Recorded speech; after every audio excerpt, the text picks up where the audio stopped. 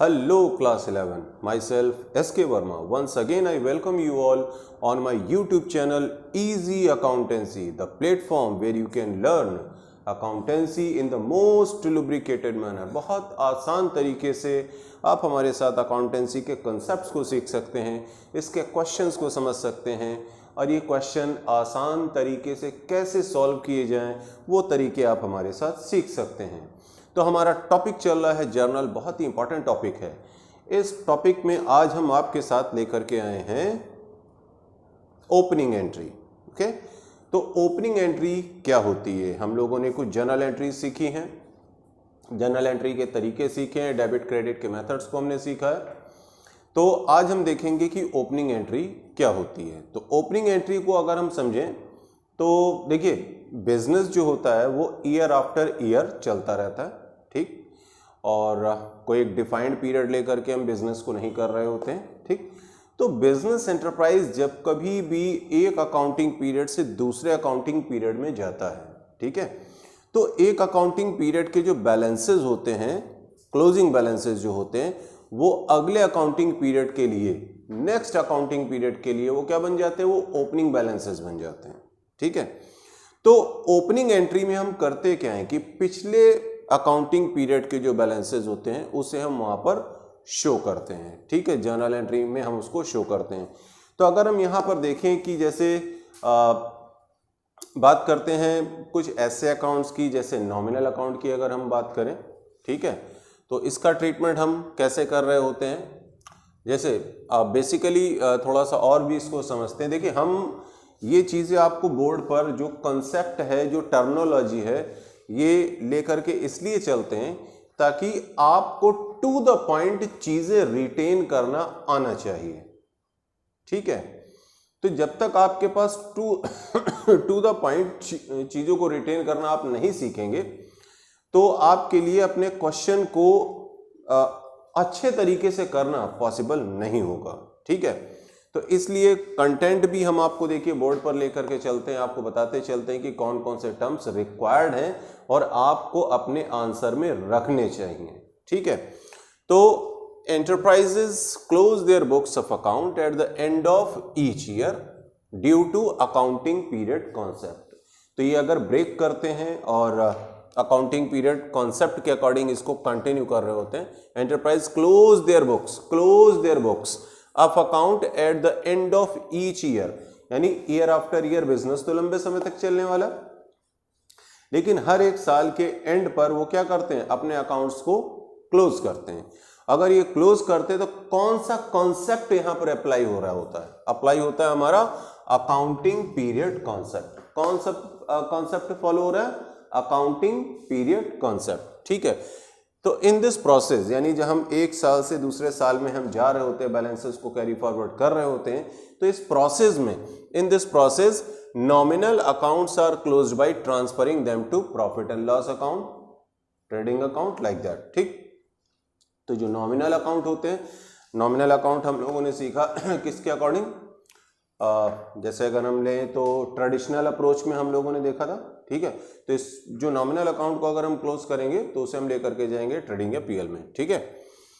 और पर्सनल और real account under traditional approach, the balance of these and assets and liabilities in capital account under modern approach are carried forward to next year. यानी कि हम लोग क्या करते हैं? रियल और पर्सनल को हम अगले साल के लिए लेकर के जा रहे होते हैं। इसी तरीके से कैपिटल है, लायबिलिटी है और असेट है, इनके बैलेंसेस को भी हम अगले साल के लिए लेकर के जा रहे होते हैं। लेकिन जो नॉमिनल होते हैं इसको हम ट्रांसफर करते हैं किसमें? पीएल में, ठीक है। तो these balances become opening balances to the next year. यही जो बैलेंसेस एक साल वाले होते हैं, जो हम eight the end of any accounting period हम निकाल रहे होते हैं, ठीक है, ये अगले साल में, अगले साल के लिए क्या बन जाते हैं? ये ओपनिंग बैलेंस बन जाते हैं, ठीक है। The first entry in the journal is passed to record closing balances of the previous year. यानी जो भी पिछले साल के बैलेंसेस थे, जो भी पिछले साल के क्लोजिंग बैलेंसेस थे, इसको जब हम नेक्स्ट ईयर में लेकर के जाते हैं तो वहां के लिए सबसे पहली जो हम जर्नल एंट्री पास करेंगे इन्हीं क्लोजिंग बैलेंसेस को कैरी फॉरवर्ड करने के लिए पास करेंगे, ठीक है। तो जिसे हम कहते हैं ओपनिंग एंट्री, ठीक। तो the balance sheet prepared eight the end of the year shows the closing balances. किसी भी साल के आखिरी में जो बैलेंस शीट हम बनाते हैं, बैलेंस शीट में हम दिखा रहे होते हैं क्या, लायबिलिटीज दिखाते हैं, हम असेट्स दिखाते हैं, ठीक है, कैपिटल भी दिखाते हैं, ठीक, और जो नॉमिनल होते हैं वो तो पीएल में चले गए होते हैं, ठीक है। तो ये जो बैलेंसेस होते हैं, ठीक है, balance sheet prepared eight the end of the year shows the closing balance of each asset liability and form the basis for the opening entry. तो यानी यहां पर बेसिकली क्या मीनिंग निकल के आ रहा है कि यानी बैलेंस शीट के बेसिस पर हम ओपनिंग एंट्री बना सकते हैं। यानी बैलेंस शीट अगर बनी होगी तो प्रीवियस ईयर के क्लोजिंग बैलेंसेस के बेसिस पर बनी होगी, और उन्हीं बैलेंसेस के बेसिस पर हम क्या कर सकते हैं, अगले साल के लिए एक ओपनिंग जर्नल एंट्री हम बना सकते हैं। तो इससे रिलेटेड एक छोटा सा क्वेश्चन भी लेकर के अभी आपके साथ आते हैं। तो जरा भी हम इसको रब करेंगे।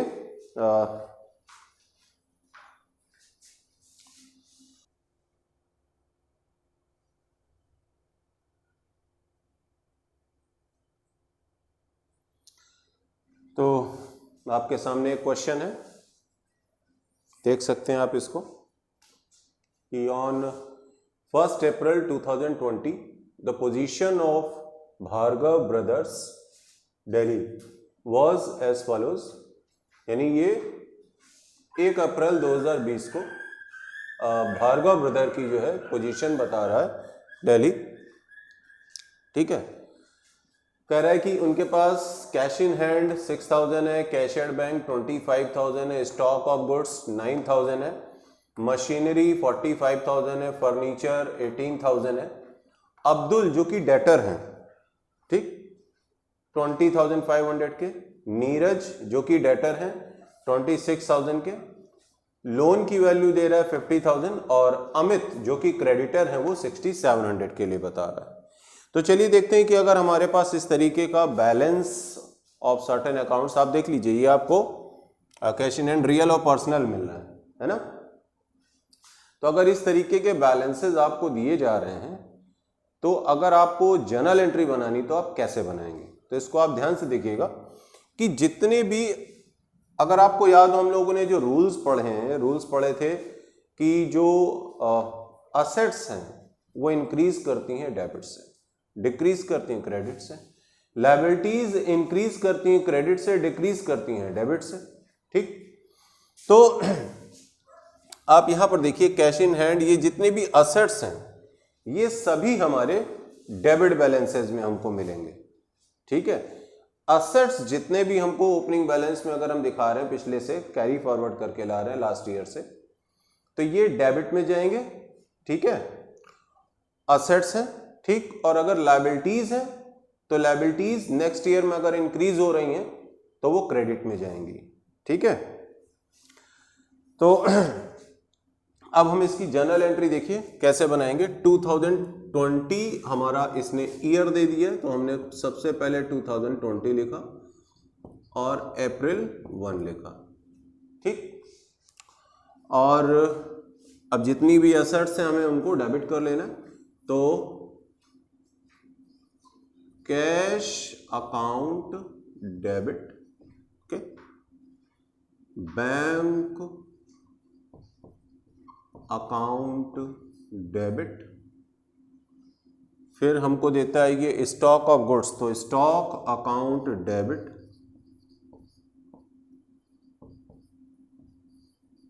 ठीक। फिर हमें देता है मशीनरी, तो मशीनरी असेट है, मशीनरी अकाउंट डेबिट। फिर हमें देता है फर्नीचर असेट है, फर्नीचर अकाउंट डेबिट। फिर हमें देता अब्दुल जो कि डेटर है, डेटर असेट है, ठीक है। तो अब्दुल ब्रैकेट में लिख लीजिए आप debtor, okay, Abdul's account debit. Then Neeraj is also debtor, तो नीरज अकाउंट डेबिट, ये भी डेटर है। और लोन लायबिलिटी होता है, लायबिलिटीज का इंक्रीज क्रेडिट करते हैं, तो आपने यहां कर दिया टू लोन अकाउंट। और अमित जो कि क्रेडिटर है, लायबिलिटी है ये भी, टू अमित,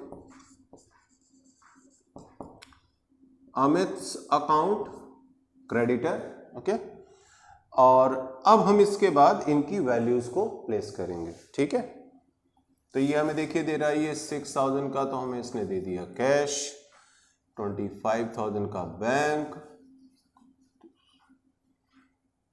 9,000, 45,000, 18,000,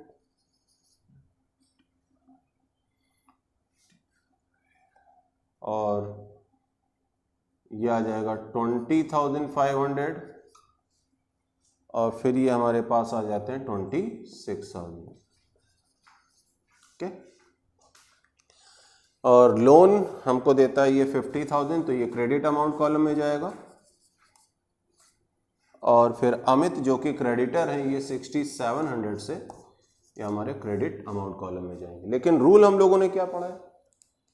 हम लोगों ने पढ़ा है कि डेबिट इक्वल्स टू क्रेडिट। तो अब अगर हम यहां पर टोटल करके देखें तो डेबिट का जो टोटल आ रहा है, डेबिट अमाउंट कॉलम का टोटल जो आ रहा है वो ज्यादा आ रहा है। किससे? क्रेडिट अमाउंट के कॉलम से। क्रेडिट अमाउंट का कॉलम कितना आ रहा है देख लीजिए, 56,700 आ रहा है। और यहां पे अगर हम इसका टोटल निकालें डेबिट अमाउंट कॉलम का, तो ये हमारा आता है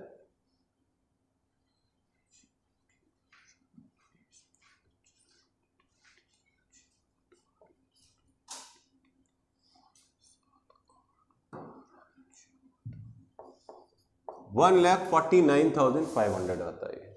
ओके, तो अब हम जरा इसमें से 1,49,500 से 56,700 को माइनस करते हैं।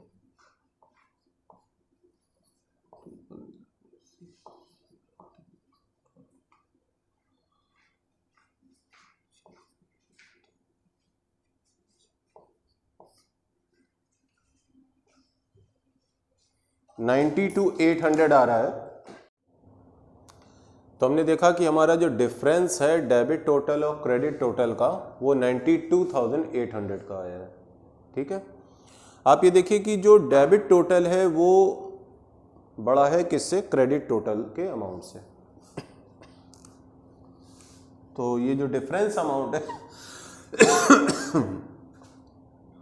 इसे हम कैपिटल ट्रीट करेंगे, टू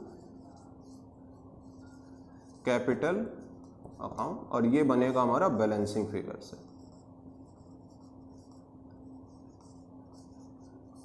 ओके, तो बैलेंसिंग फिगर कैपिटल हमारा निकल के आएगा, और ये हो जाएगा हमारा 92,800। ओके,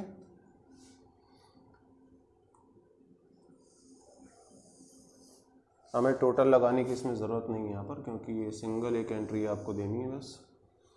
और यहाँ नरेशन आप लिख देंगे बैलेंसेस कैरीड फॉरवर्ड।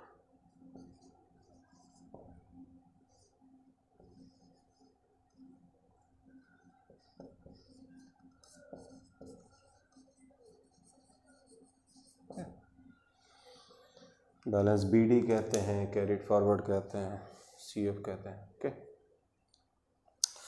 तो this is all about this video. हमने देखा इसमें कि किस तरीके से हम लोग ओपनिंग एंट्री पास करते हैं, ओपनिंग एंट्री का मीनिंग हमने समझा। ठीक है, जर्नल एंट्री ओपनिंग बैलेंस को लेकर के हम कैसे पास करते वो सीखा हमने। This is all about this video.